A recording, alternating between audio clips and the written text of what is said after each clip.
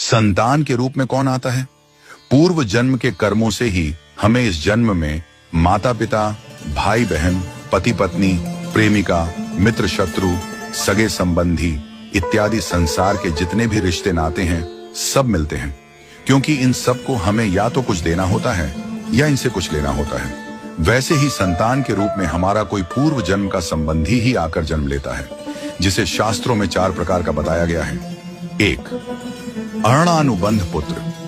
पूर्व जन्म का कोई ऐसा जीव जिससे आपने ऋण लिया हो या उसका किसी भी प्रकार से धन नष्ट किया हो, वह आपके घर में संतान बनकर जन्म लेगा।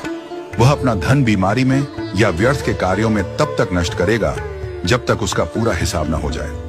2. शत्रुपुत्र। पूर्व जन्म का कोई दुश्मन आपसे बदला लेने के लिए आपके घर में संतान बनकर आएगा। बड़ा होने पर वह माता पिता से मारपीट, झगड़ा करेगा या उन्हें सारी जिंदगी किसी न किसी प्रकार से सताता ही रहेगा। वह हमेशा कड़वा बोलकर उनकी बेइज्जती करेगा और उन्हें दुखी रखकर ही खुश होगा।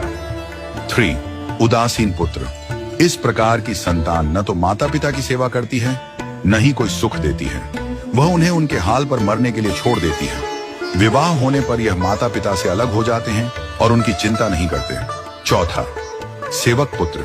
पूर्व जन्म में यदि आपने किसी की खूब सेवा की है तो वह अपनी की हुई सेवा का ऋण उतारने के लिए आपकी सेवा करने के लिए पुत्र बनकर आता है।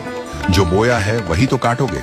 यदि अपने माता पिता की सेवा की है तो ही आपकी संतान बुढ़ापे में आपकी सेवा करेगी, वरना कोई पानी पिलाने वाला भी पास न होगा।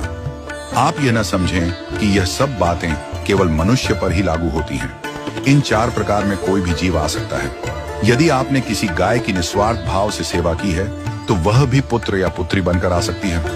यदि आपने गाय को स्वार्थवश पालकर उसके दूध देना बंद करने के पश्चात उसे घर से निकाल दिया हो तो वह ऋणानुबंध पुत्र या पुत्री बनकर जन्म लेगी। यदि आपने किसी निर्दोष जीव को सताया है तो वह आपके जीवन में शत्रु बनकर आएगा।